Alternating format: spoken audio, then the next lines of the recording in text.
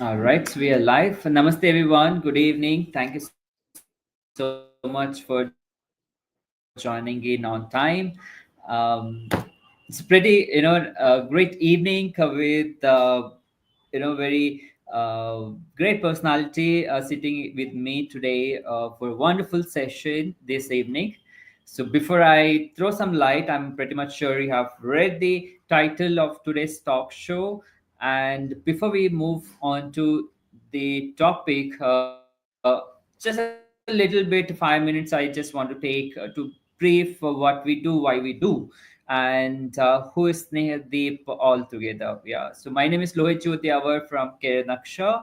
So we are hosting this event every week. We go live in our YouTube channel with eminent speaker with great topics, which is pretty important for each and everyone to know, not only for students, not only for educators, for every single person out there who is looking for quite a career change, or maybe for to find the answers, the kind of challenge that they go through. So we work in multiple areas as a part of Career Naksha. So it's an edtech company, but we also work in different areas like career counseling, guidance, admission support, maybe for Indian and abroad universities. And we provide life skills programs, skill development programs, end-to-end services to the education, to the school and colleges, and also for corporates, right? So we work with multiple NGOs and CSR programs as a part of our one of our initiative, and one of our wing where we work to support the students to find the best universities and to help them with the admissions, which will help them to reach the goal that they have set for their life, to their career, right? So as a part of that, we're going to talk about what is trending in the career, why people are talking about the AI, for example. So we heard people talking about integrated courses or applied science courses or honors, all the traditional courses being revised into new upcoming courses in multiple universities. So we're going to talk about kind of a knowledge session for you to choose a best career and to find a best job in the market. So what are things that you should be taken care when you're choosing the industry, in terms of internship or in terms of job, or even when you're choosing the particular stream or course. So that's the reason we have with us today one of the eminent speaker with us, Snehadeep with us. He works in one of the best university in India, Masters Union, and Snehadeep is a lead outreach manager over there. And just a little bit about Snehadeep. He is a higher education education administrator with over a decade of experience working in higher education policy and the new age Indian institutions. So it's pleasure to have you, Snehadeep, with us. I think the today's topic, which pretty much related to the education system, I think you can definitely share more insight, and definitely our viewers will gain more information. So we have few people joining in on the go. So how the moment when we start the conversation, I think definitely we'll see the people flowing with our question and answers there. Just more about Snehadeep. He received the prestigious Charpak French government scholarship to pursue a degree in international affairs at SciencesPo Paris, and was also chosen in the first cohort of the Indo-French Young Talent Program 2023 by CCIFI.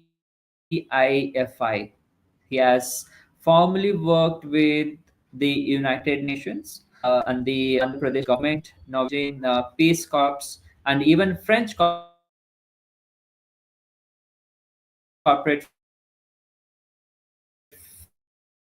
firms in Paris, with PhD at Masters Union, New Age Tech and B School in Gurgaon, Delhi, started by alumni of Wharton, Howard, and Stanford University.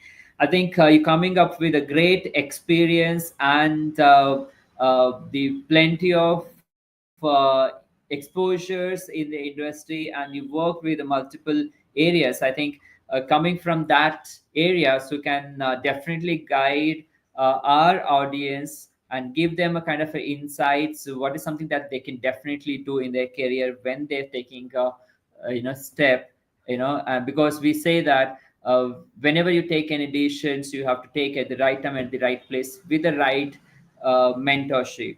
Yeah. So thank you so much for accepting our invitation for today's Snehadeep, and warm welcome on behalf of Kayet Naksha. So how do you feel? Thanks so much, Rohit. Thank you so much for the warm introduction, first of all, and good evening to all the joinees. It's definitely, it does feel like life comes in full circles because I remember when I was looking for career guidance, there were very few opportunities which existed for an engineer to transition into international affairs, practically none.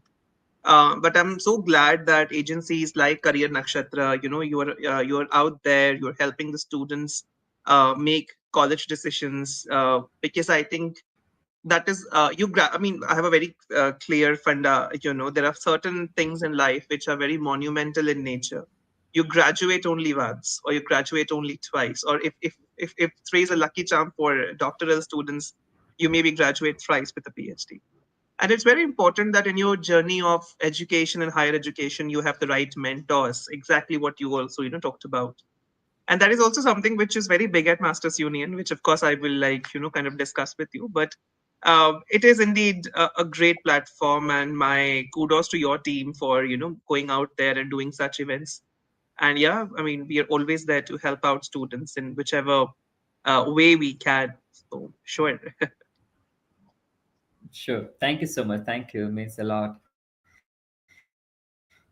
Great. So, to begin our conversation, Snehadeep, everyone talks about all those, traditional classroom courses and new age courses. So, what do you think? Always the student go with those traditional courses or NEET or JEE exams. We know that it's more than 2.5 lakhs the students have written the exam this academic year. So running behind those, so do we have any alternative opportunity? Because whenever we conduct any program, whenever I interact with the student, so I always keep them kind of a space open for them to know there are many courses out there. So even if you don't fit here, so there are other areas.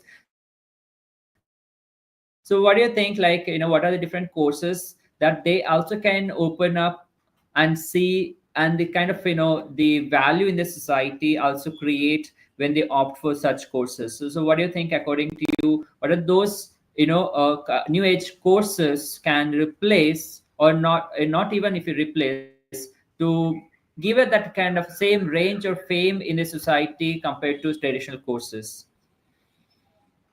Thank you for the question, Lohit. See, we don't need new courses today.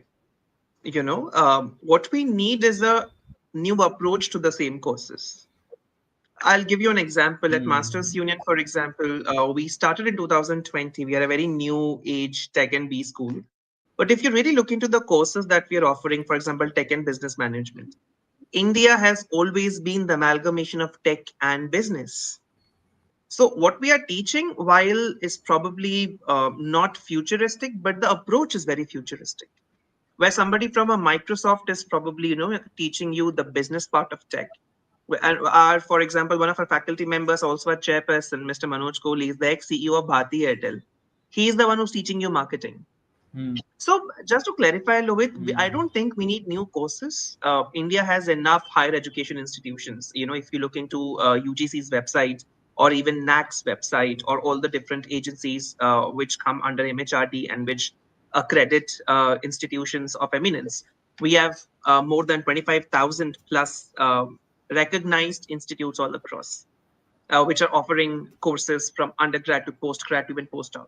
So I don't think we need new courses. I think the approach needs to change. Like you've talked about IIT JEE, for example. IIT JEE is massive in India since decades. If you look into, I mean, we have establishments like Kota, in Rajasthan. There's a movie in Netflix which became very popular, Kota Factory. I'm sure the viewers will relate to, right? Which was solely about, and there are so many different. I mean, if you look into really edtech, the whole edtech's inception came from IIT JEE and need preparations where students wanted more online tools to prep for these exams.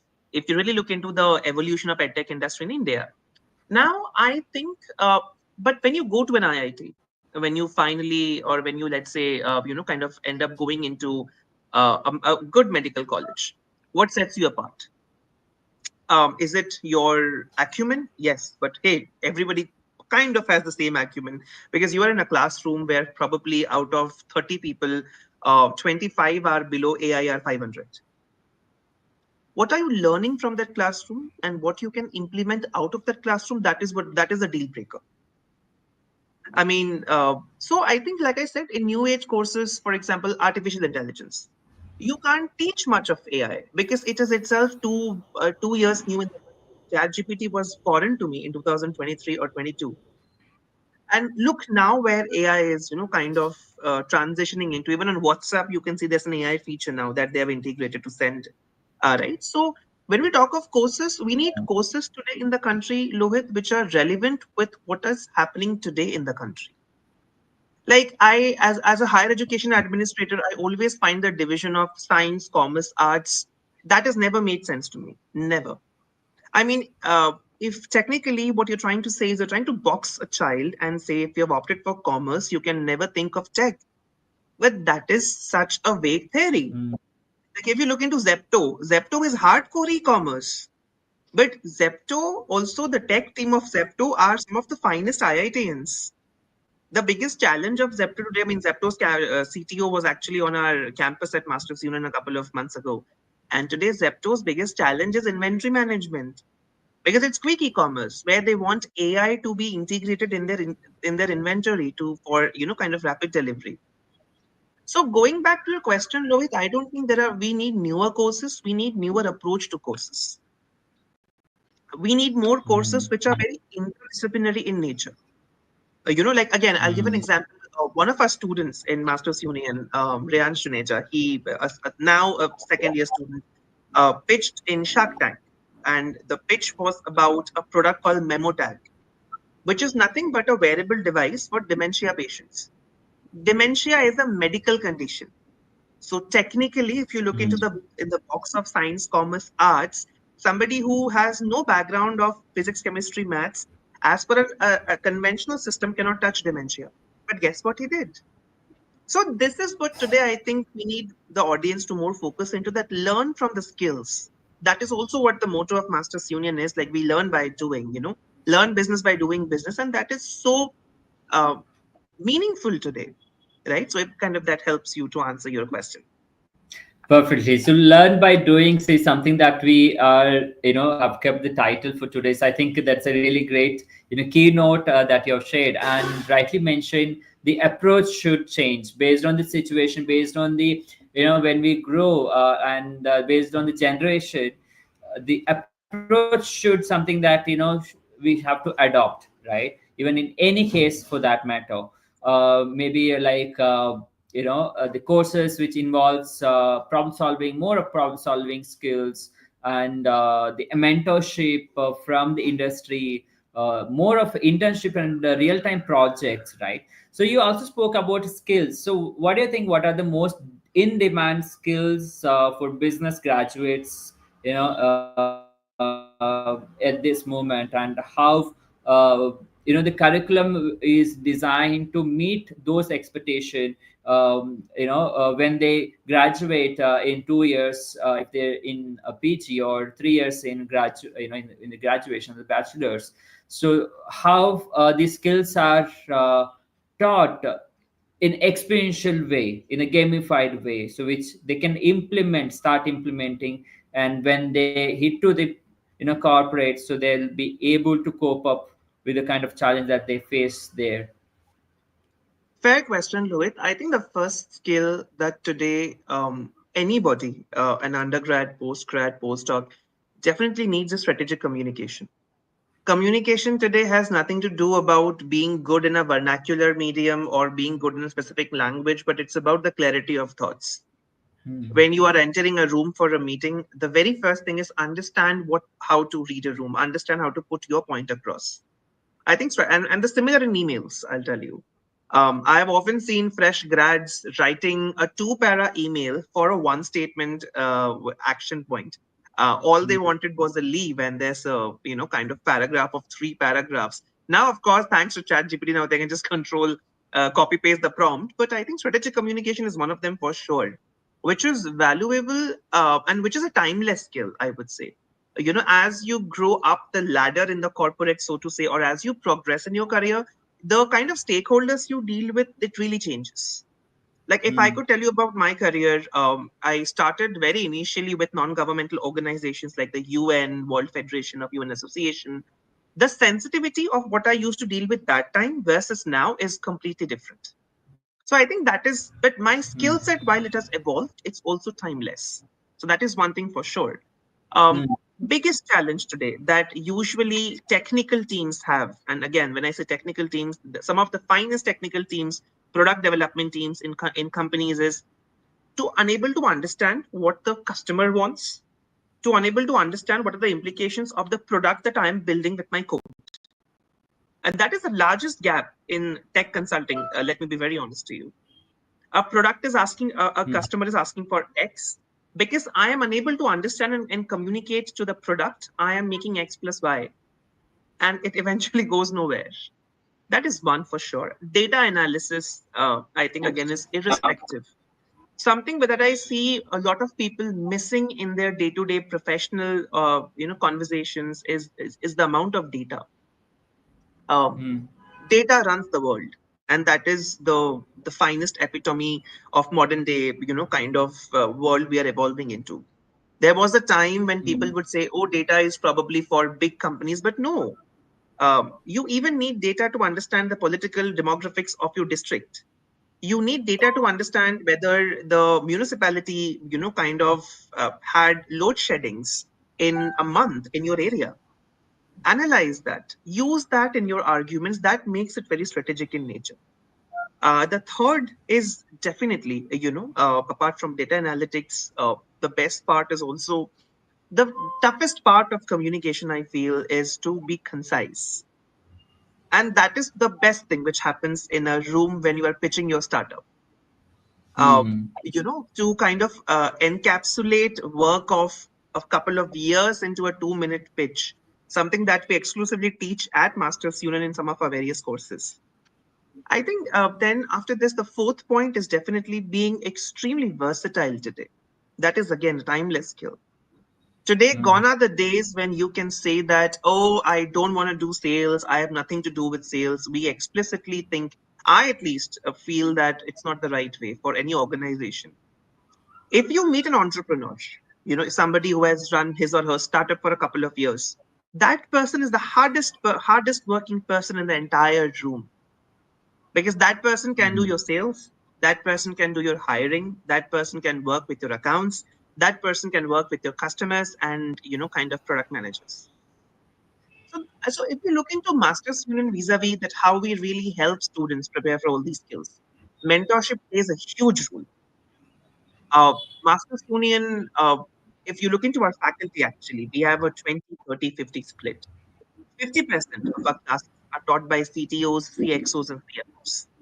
When we also act, for example, I'll give you an example. We have somebody called Dr. Edward Rogers, who's the ex Chief Knowledge Officer of NASA. When he's coming and teaching you a course, or let's say Mr.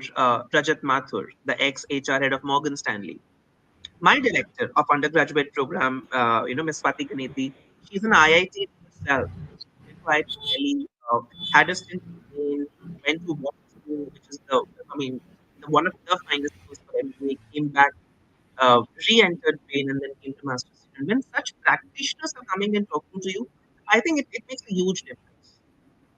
And what is special in master's student, Lohit, again, when we talk of skills, is if you look into the curriculum, we have a very fine mix of in-class and out-class for all the 4 years. In class is where they study for a couple of months. Out class is where they implement. So by the time you are in Masters Union, and by the time you finish your first year, you already would have done hardcore B2C sales. We call it drop shipping. And I'm happy to let you know that in the past 2 years, our drop shipping revenue, the money that students make in these kind of B2C sales, which is pretty much Amazon's bootstrap model. You buy from somebody else, you sell to someone else without taking stress of the inventory and all of that. That has been 1.2 crore annually across two batches in 2024 and now in 2025. So when your curriculum gives you such kind of robust opportunities, I think these skills come naturally to you. And for those, they learn by practice. If that helps to answer your question. Yes, fantastic. I think that's something that the students and the parent and the educators should keep that in their mind when they're choosing the courses. It's not only the university, it's not only the particular interested area. So how the curriculum is helping them to make them fit in the organization and helps them with the real time practices. So gone all those days when you get into job after completing your graduations. You're during the graduation only, when you're in the education, when you clear your 12th, so that's the time when you get into real time job opportunities. So I remember so I had an opportunity to work with Nokia when I was in first year of BCom. So that gave me a real exposure into sales and to the corporate world. So that's where I got an idea, okay, this is what I have to do, and this is where the industry. So there's a couple of skills that I need to adopt. So there's a kind of a realization. For example, okay, I don't know this areas, so I think I have to upskill myself to to get a job, right? So pretty interesting. So thank you so much for sharing that. Now, how, like, the couple of areas that you mentioned, how master degrees are quite different from other traditional business schools. Would like to share a couple of projects and the collaborations that you have with a company when it comes to internship, for example. So there is so huge demand and talk on internship, and there's a pretty students are also pretty interested to know more about internship opportunities to get that good kind of experience and to add on in their profile. For example, they're pretty now more than us, so they really are cautious about their building their profile. They need these companies to be listed in when they mention internship, right? So not only in their experience categories, in the internship, for example, that matter. So what are the kind of companies that you collaborated, how the mentorship works, any kind of like a success story that you want to share? Well, that's an excellent question, Lohit. And I would definitely invite the viewers, please come and visit our campus, and that is going to give you 50% of your response. For those who do Okay. not know, Masters Union, we are situated in DLF Cyber Park in Gurgaon. Now, DLF Cyber Park is a massive tech park. You have the headquarters of Volvo. Some of our offices, so we are across two different towers, Tower A and Tower C. Some of our offices, we share the same wall with Samsung. We share the same wall with Aviva. Ernst and Young is on the floor. PwC is on the floor. Pernod Ricard is on the floor. Volvo is on the floor. Any and every company that you can think of, Microsoft, KPMG, BCG, then followed by Google and IndusInd Bank, Grant Thornton, DE Shaw. This is literally in 250 meters radius of DLF Cyberpark. So I think location plays a huge advantage for us to scout professional opportunities for students. That is one. Second is the career services team is a massive team also in Masters Union. Usually in standard conventional universities, I would say the career services team is probably of 5 or 6 people, some volunteers and one HOD. At least what I saw in my undergrad days. MU is very different like that. Our career services has more than 50 team members, and it's a central team. These are the same people who arrange, who scout job opportunities for our PG students. And please feel free to download our PG placement report. Our average has been 28 LPA for the PG. Highest has been 63 LPA. And there's not a single recruiter that you are not aware of that does not come and recruit in Masters Union. Now, for UG students, the first batch, again, for those who don't know, came in 2023. The second batch came 24, and we are just finishing admissions of the third batch. Now, in the past 2 years, for UG students, we have rolled out 350 plus internship opportunities. Our students have interned in firms like Chios, Indigo, Epigamia, PwC, Zomato, Zepto, uh, then Blue Smart, right? Akasa Air, IndusInd Bank, Grant Thornton, and so on. The list continues. Happy to share the internship report also with you. But if you go to our website, you can also find what recruiters say about Masters Union UG students. Some of our recruiters actually ended up mistaking them for final year students, and they ended up getting a PPO, which we had to ask them to revoke because a first or second year college student cannot go and work full time, right? You still, as per government regulations, need that student to complete a UG course to enroll for a full time job, for HR formalities.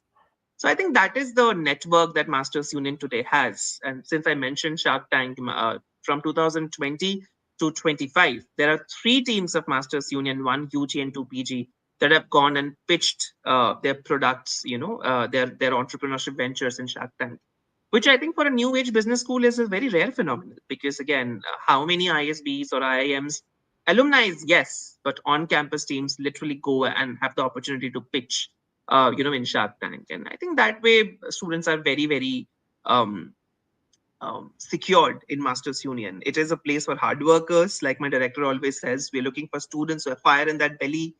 And if you have that, rest all is taken care. Great, great, nice. That's a really amazing journey. I think I must, express my kudos, gratitude to all the faculty who prepare, the students to get into that area and that, that stage. So really impressive. Thank you so much for sharing that, Snehadeep. Coming to the couple of courses, see, now everyone, everywhere wherever we hear, and even students, talks more about, okay, I want to study any course which is having us AI or ChatGPT or Python, the programming. So especially like, pretty interested with AI. Now I have seen a couple of courses what Master Unions provides, and now, when we integrate artificial intelligence and the digital transformation with the kind of ongoing business courses, so what do you think? Like, what kind of job opportunities, or how the market accept in the future? Now, for example, for the next 10 to 20 years, right? So what are the kind of opportunities that they can able to get in the future when they study these integrated courses with AI and digital. So fair enough. Now, Lohit, just to be very clear, we also have a new school in Masters Union. Right now, we have two schools: the School of Business, which has the program in Tech and Business Management, Psychology and Marketing, and we have the School of Emerging Technology, which we have launched this year, which has a program in Data Science and AI. To throw some light on this Mm-hmm. program, we have launched this program in partnership with PwC and Ola Krutrim. PwC is a consulting giant, right? So their digital transformation unit is one of the strongest units in the world. Their teams go to different firms and teach them AI. So when we developed this program, we had developed it with PwC AI experts. And then we also have Ola Krutrim. So if you don't know about Ola Krutrim is again making India's first AI stack. Basically, they see ChatGPT. That is what Ola Krutrim is developing. So I think in terms of industrial exposure, this course is very industry driven because it is, like I said, it is very difficult to find profs in AI because it is quite a new phenomena which has kind of at least been introduced in India. Yeah, probably global AI is different, but in terms of Indian AI development, it's barely 2 or 3 years old in India. Now, in data science and AI, what students do is they make chatbots alongside learning programming language. But just like the tech and business management, here this course of data science and AI, it is completely AI driven. So while they are making chatbots, they are also working with our associated partners or maybe firms that are coming up and uh, picking them for internships.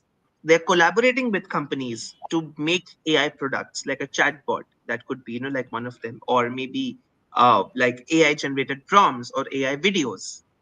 So I think that is what is the peak learning because in DS and AI you cannot. So I always say this to students: you cannot mug up AI. Those days are gone when you will probably learn a code and learn it, write it a couple of times, and then whether it works or not, but you just know the code by heart. That doesn't work anymore. It's a lot more practice driven. It's a lot of practice driven. And the fourth year at Masters Union in all the three programs is an industrial year where classes don't happen, but fourth year you are working on a project, a full-time project. That could be with a company, or if you have a venture of your own, that it could be pretty much in the venture of your own. Like I'll give you an example of a student, one of our second year students now, Kabir Teria, he has developed a browser called the Good Browser. So basically, the browser has integrated AI. The browser does things for you, right? So I think in those kind of experiences, AI is again something which you cannot learn. It is only to be practiced, and those are the opportunities our students do get in this vertical.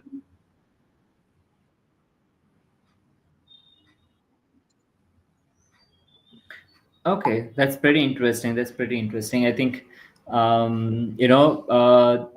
when you mentioned 3 years exposure that they get, and the classes are not happening, but it's a real time exposure that they're having with the industry. I think that's something really surprising. Um, to related to that, so I know you mentioned about Shark Tank and pretty entrepreneurship side. So Indian government supports so much of in so many schemes and promotes and encourage uh, empower young minds to start their own company and get into entrepreneurship, especially like women empowerment and to work on the sustainability areas, environmental and stuff. So now how your curriculum is designed to encourage entrepreneurship, and we know that the investments plays very important role. So there's so many out of 100 students, let's say, I'm just giving an example, maybe 50 or 60% of people will drop out because of the investment challenges, or maybe think that okay, that's pretty mandatory, right? How you are filling those space, or how you are helping the students when they want to start their own business and funding the real time the exposure or fulfilling their policies, documents, those stuff, how it's master unions does help, or whether they get a real time support from the startup owners. How is it? Lohit, a couple of things I'll tell you. When you look into a young startup, or let's say founders below 20 who are starting something of their own, mentorship plays a huge role. I don't think we give mentorship the kind of credit it needs today in the country. Everyone feels mentorship matlab somebody is coming and giving you gyan and going away. No, that is not mentorship. Understand one thing: the person is also coming with a bunch of opportunities for you that you have to tap onto. There could be a possibility one person has not given you funding, but if that person is convinced, if that entrepreneur is convinced, mind you, he comes from an ecosystem, right? So understand one thing that for young businesses in Masters Union, something that you very correctly asked me. The very first option they benefit from a lot is by mentorship. Because today, if you really look into the Indian startup ecosystem, there's not a single founder who will tell you that, listen, that they do not want aggressive people. They want aggressive people. In the past couple of years, there's a new designation and role which has come up, which you'll see that is called as founder's office role, which is basically working directly with the founder on anything and everything. That could be sales, that could be delivery, that could be hiring, that could be even strategic initiatives, right? Because that is what today founders want. Somebody who's aggressive, somebody who's out there, who's getting the job done. Mentorship plays a huge role in this journey. Most of our students who are starting something of their own, they are also aware that not everybody can have a Shark Tank moment in literally a month or two.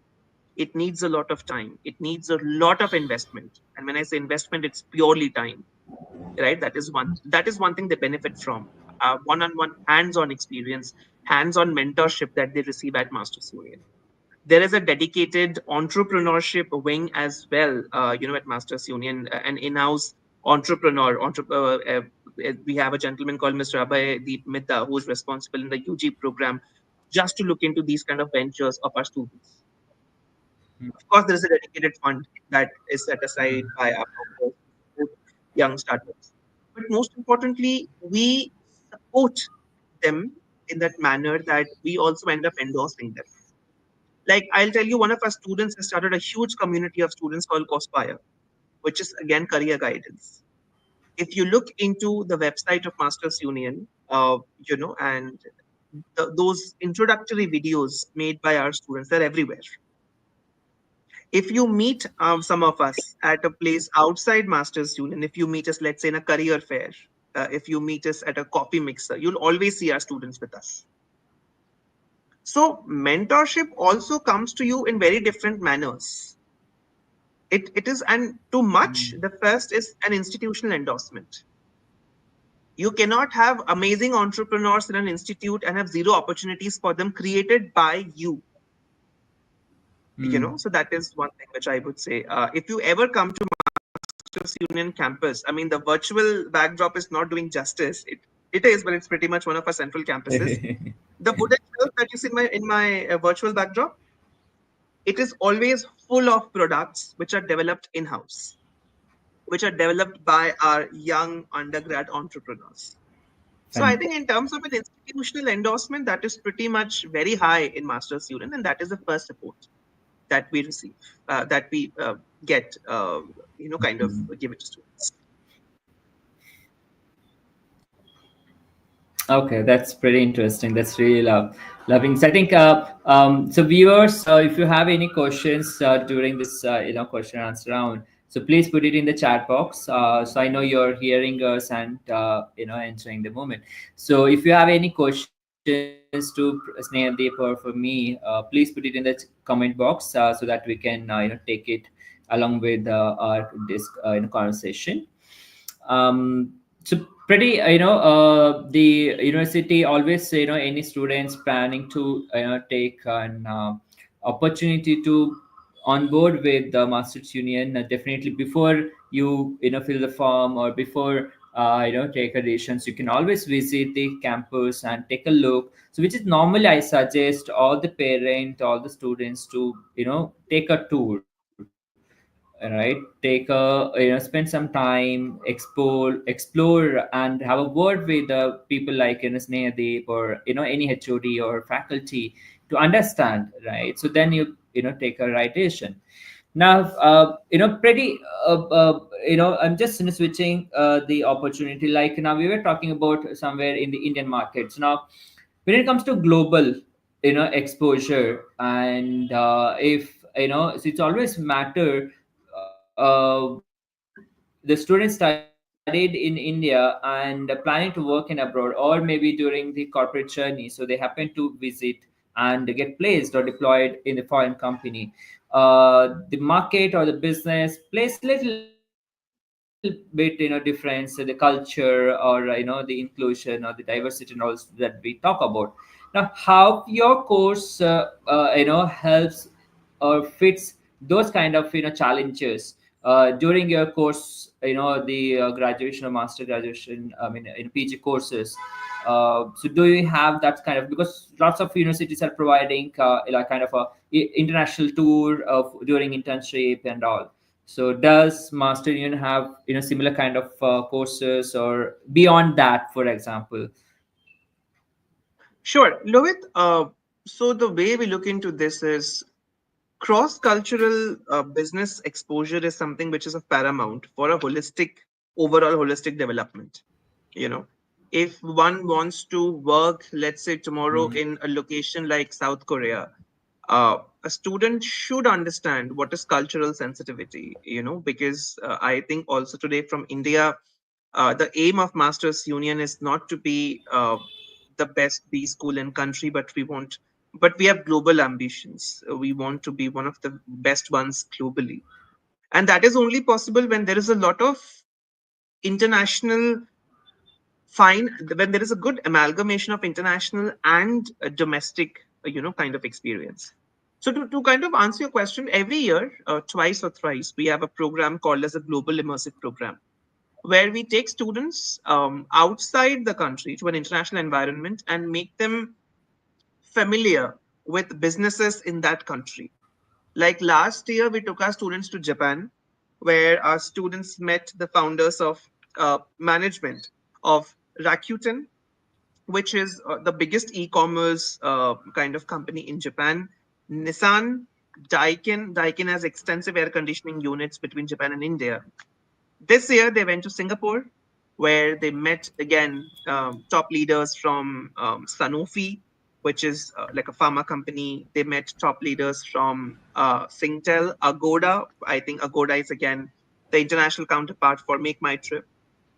In less than 4 weeks, we are off to Europe, where we are going across 5 different cities: Geneva, Paris, Bordeaux, Amsterdam, Frankfurt. Students are right from UN headquarters to the biggest energy company in France called EDF, Electrique de France, to Robobank in Netherlands. So they are doing it all. So I think we always ensure that they have these little elements which truly make them a global citizen. If, for example, if tomorrow somebody has to work in East Asia, these kind of experiences are something that they can really leverage on. That, hey, you know what, I was in Japan for a few weeks with my uni, so I know how East Asian culture is, what is the sensitivity. That is the whole idea for us doing these programs. That's pretty interesting. I think there's something that always the student look forward to. So before they move, during the education only, if they get this kind of exposure, that give them a real great motivation, and to understand national and international market, and to think more what something that different that they can do, and find out their unique skills. That's something that they can give to the society. That's really great, Snehadeep, for sharing that note.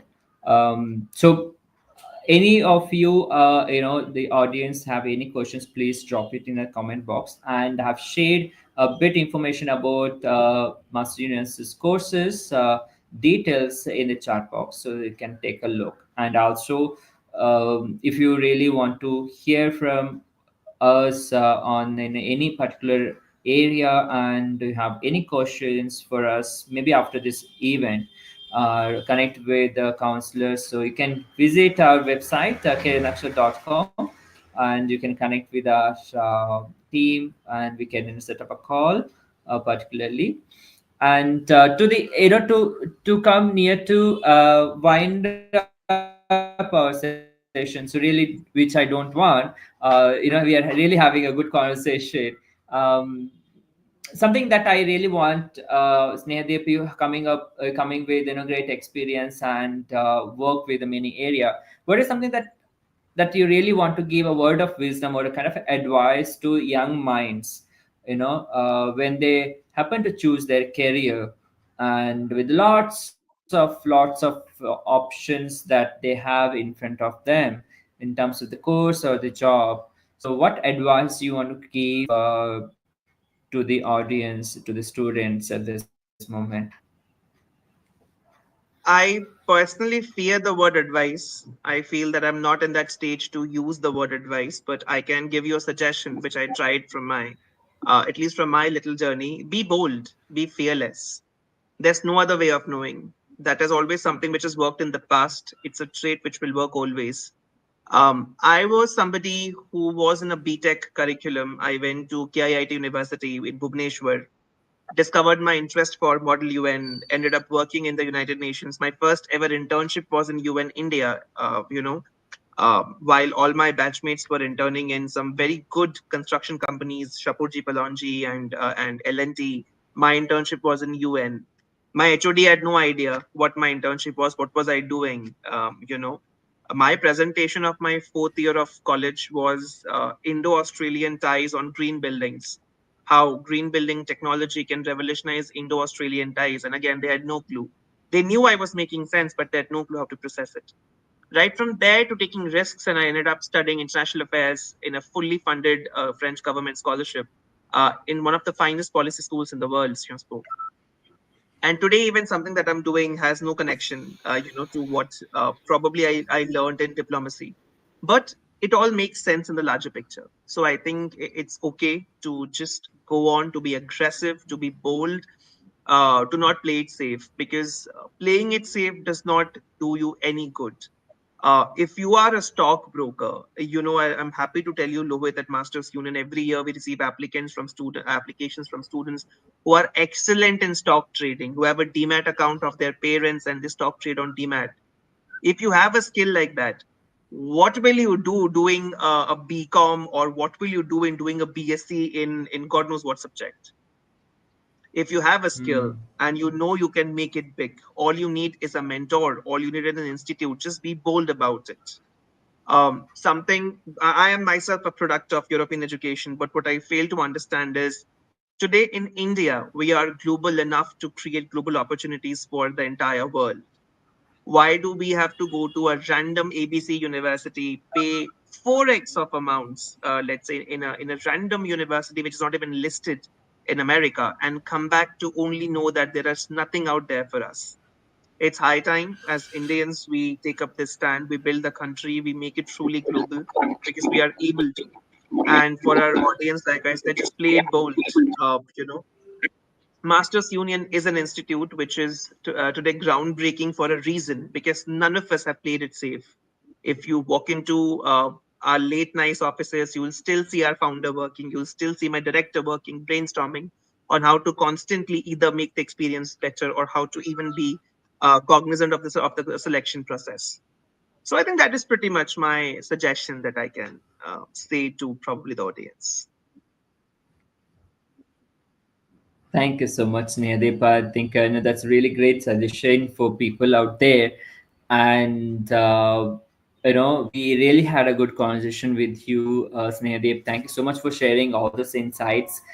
Pretty important for people, for the students, or even for the parent. And when counselors having conversation with the student and the parent, and we have a couple of educators also joined in this session. So there's something that the kind of methodology, pedagogy that you can involve in your education system to bring something new, and to take something beyond, apart from the structured curriculum, so that the students will meet up their expectation and match up with the market standard, right? And pretty important as well, the kind of networking that the students should have during their course of action. So during their graduation, very important, because overall the conversation that we had, so every single moment we have seen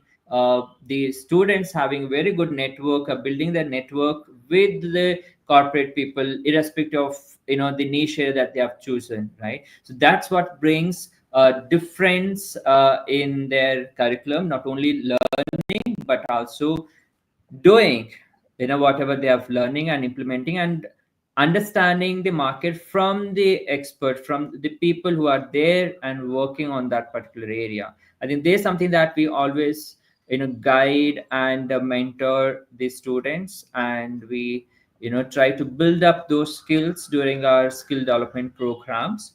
Thank you so much once again, Snehadeep, for being here. In your busy schedule, you took time and very nicely have shared your suggestions and wisdom with everyone. And looking forward to meet you in person very soon. And all the very best for you and for your future endeavors. Thank you And so much, with Rohit. I that, wish the same. Thank you so much to the audience. If you're wanting to apply, please apply ASAP. Our applications are closing very, very short, like very soon. We are literally at the final leg of the admissions process. If you still feel you have it in the fire in the belly to be a part of a life changing experience, just join us. Thanks, Rohit. Thank you so much. Have a thank you good so evening. much. Thank you. Thank you, Snehadeep. And before I leave, dear audience, so we have scholarships as well, so where we work and help the audience with the scholarship and many more other programs in terms of the counseling as a part of counseling session. So if any one of you would like to connect with us, I've mentioned our website in the comment section, so you can find our contact details in the website. So please feel free to connect with us anytime. So the time to take a leave. We'll come back with one more interesting topic with eminent speaker uh, for you as a part of our knowledge session. Until then, be safe, take care, namaste. Thank you.